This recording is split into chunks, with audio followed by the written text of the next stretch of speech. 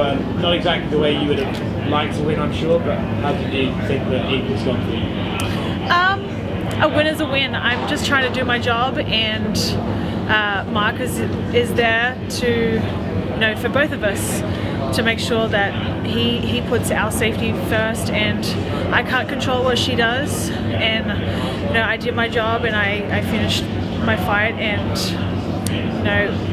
yes, it is a little bit controversial, but you can punch people in the eye, you can knee them, all this kind of stuff. So I kind of backed off at start because I didn't know what he was going to do, because he started talking to Cat, and as I got closer I could hear him saying the fight's still on, keep going. So when I did and she didn't do anything, that's where Mark's got to step in, because he needs to put her safety first as well. So is it going to be, for you personally, is this a little bit bittersweet because you got your first win, but almost certainly everyone's just going to be talking about the way it happened? So do you feel almost a bit robbed? A win is a win.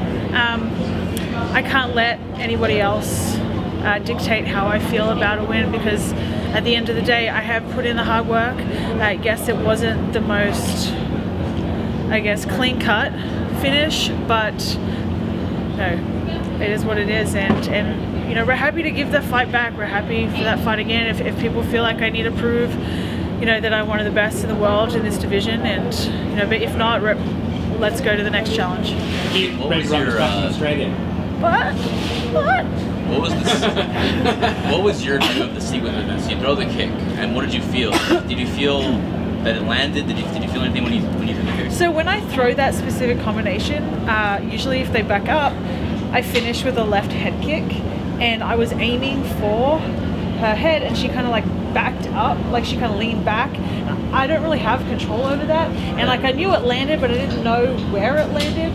I knew it landed on her face, and I was ready to follow up with some heavy strikes, because that's how we kind of planned it, and that's how our game plan worked. And the way it happened, she kind of backed away, and the way she did it, kind of I was like, oh, this, she's hurt, bad. And then I could see Mark kind of hovering around. I was like, oh, okay, what's going on? And then when I heard him say there's not, nothing's happening, keep going, I was like, okay, well, I have a job to do as well.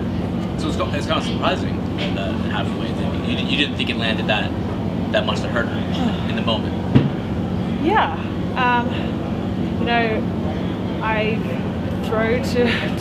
You throw to hurt your opponent. It's MMA. It's two people locked in a cage trying to beat the shit out of each other for money.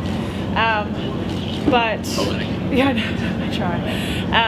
But I'm just trying to do my job, and really our goal was just to react and just flow, have fun out there, kind of bring a little bit of gangster Megan out, and just flow.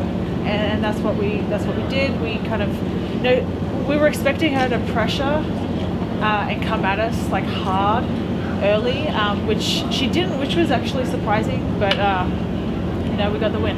Do you think maybe your length surprised her in that sequence? Because yeah, kick kind of came out. It seemed like she wasn't expecting that kick at all. Well, people don't understand. My coaches and my team understand. The range is different. I fight extremely long, and you don't understand that until you're in there with me, how long that is. And I know that she was definitely going to want to try and grapple us, so we've been working a lot, and that's one thing I am disappointed that I wasn't able to showcase is my wrestling, and my wrestling defensive and offensive. But I think she realized getting in there, I make the range extremely long, and it is very hard to get in on the inside. Have you seen Cat? Do you know what state her eye is in? No, I haven't seen her. I definitely, hope she's okay. Outside of, everything leading up and the fight, at the end of the day, win, lose or draw, I have a lot of respect for my opponents. It takes guts getting into a cage, getting locked in there and trying to, hurt somebody else. A lot of people will never do that in their life, and so I have a lot of respect for her, and I hope she's okay. Were you surprised at the weigh-ins how fast she got into your face, and were you maybe looking forward to get a little payback for that? No, not at all. Kat's she's an emotional fighter, and I definitely was expecting her to come at me at the weigh-ins, but I just don't care for that shit.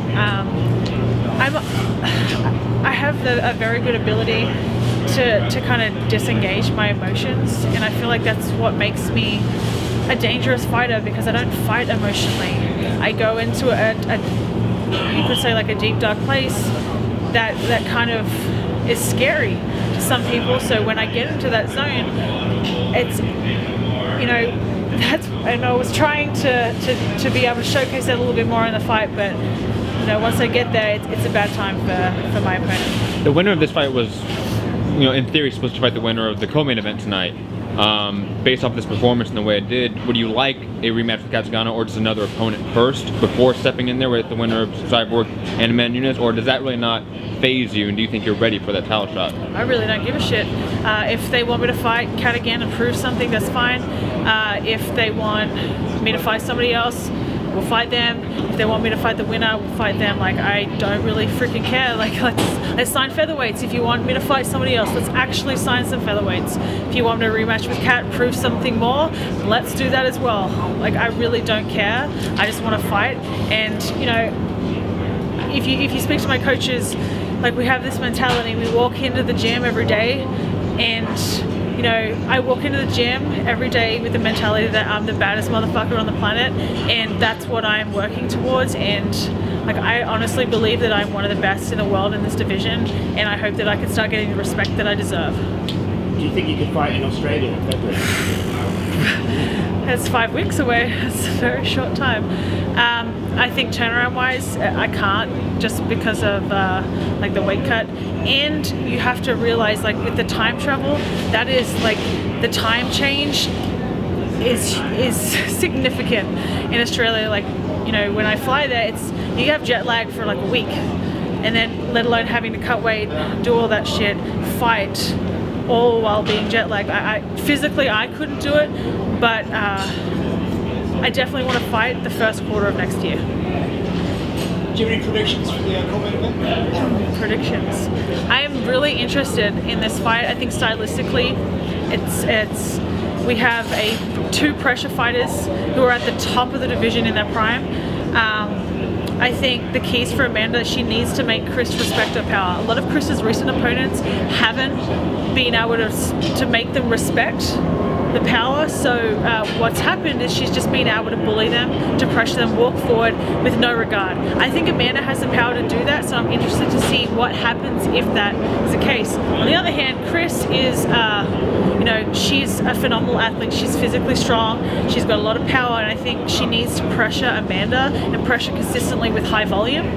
And I don't know, I see Chris winning it, but of all of Chris's recent opponents, I think Amanda has the biggest chance of the upset, and like, I definitely can see her doing that. You used almost the full 3 hours yesterday for weigh-ins. Harder weight cut than usual. No, we had done. Like, why rushing? I'm 6 foot tall. I'm a big featherweight, and no, we're smooth. We cut some the night before, we cut some the morning of. We didn't rush it. It was one of the best weight cuts I've ever had. Like, I felt great getting up on that scale. So yeah, it wasn't tough at all. I work with Tyler Mitten. I know he's worked with a lot of other fighters, and he is, in my opinion, one of the best at what he does. And you know, it was the smoothest, and I feel amazing today. So definitely wasn't a hard weight cut. I don't think I've ever had a hard weight cut, but of all of them, like, this has been the easiest. So if not the Cyborg Nunes winner, and if not Cat next, who would even be a realistic opponent next for you? Who is even out there? I don't know. Let's sign some featherweights, guys. I really don't, like, I really hope that I can use my platform to showcase that there are stars in this division, or being built in this division, that it is marketable, it is worth investing in, and I really hope that they start doing that, because like, I want to fight for the UFC. This has always been a goal for myself, and I know for a lot of other fighters. So, you know, giving women in the featherweight division that opportunity is huge.